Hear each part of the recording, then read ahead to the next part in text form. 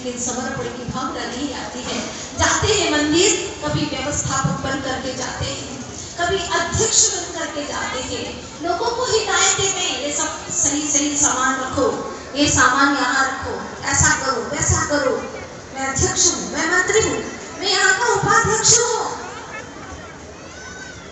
पदाधिकारी बन करके जाते हैं, कभी भक्त बन करके नहीं जाते, कभी प्रार्थना लेकर के नहीं जाते, कभी अपने उपयोग को खाली करके नहीं जाते।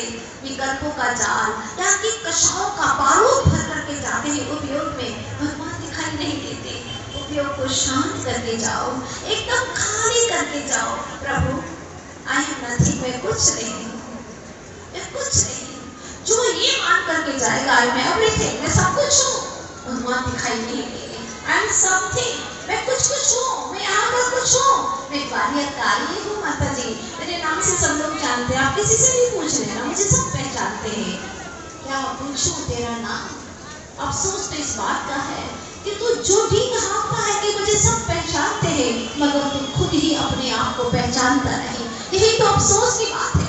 क्या करेगा दुनिया की पहचान करा के? खुद तो अपने आप को जानता नहीं, पहचानता नहीं। पर आज तक यही हुआ है।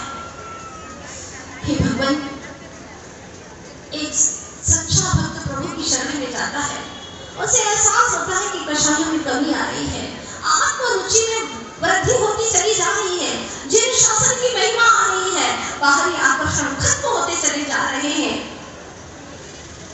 भगवान आपको पाने के बाद में आवेश में कमी आ रही है, साधुनी से प्रेम बढ़ रहा है, तू मैंने समाप्त होती चली जा रही है।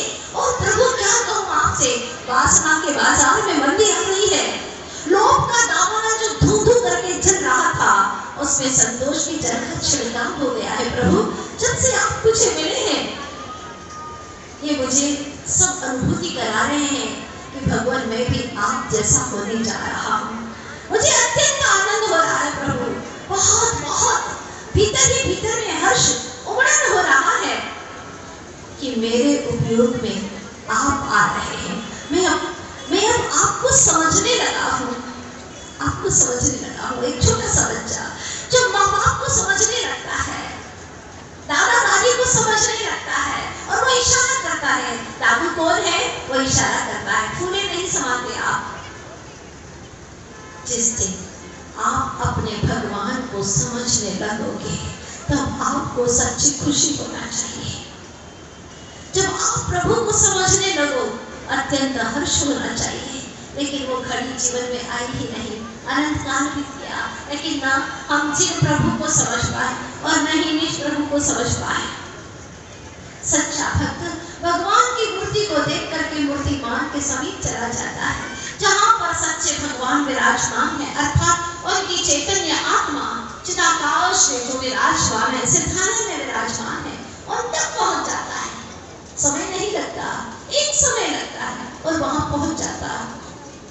उसे लगता है मैं भगवान के चरणों के समीप बैठा हूँ, कृतज्ञता से भर जाता है। प्रभु मुझ जैसे अपात्र को आपने इतनी कृपा की कि आज मैं भावों से आपके समीप बैठा हूँ। अरे चाहे कितने ही बड़े से बड़े लोगों के पास में बैठ जाओ, तुम्हारे परिणामों में वो विशुद्धि नहीं आएगी, लेकिन एक बार भावों से, समर्पण से, श्रद्धा से, निष्ठा से प्रभु के चरणों में बैठ जाओ।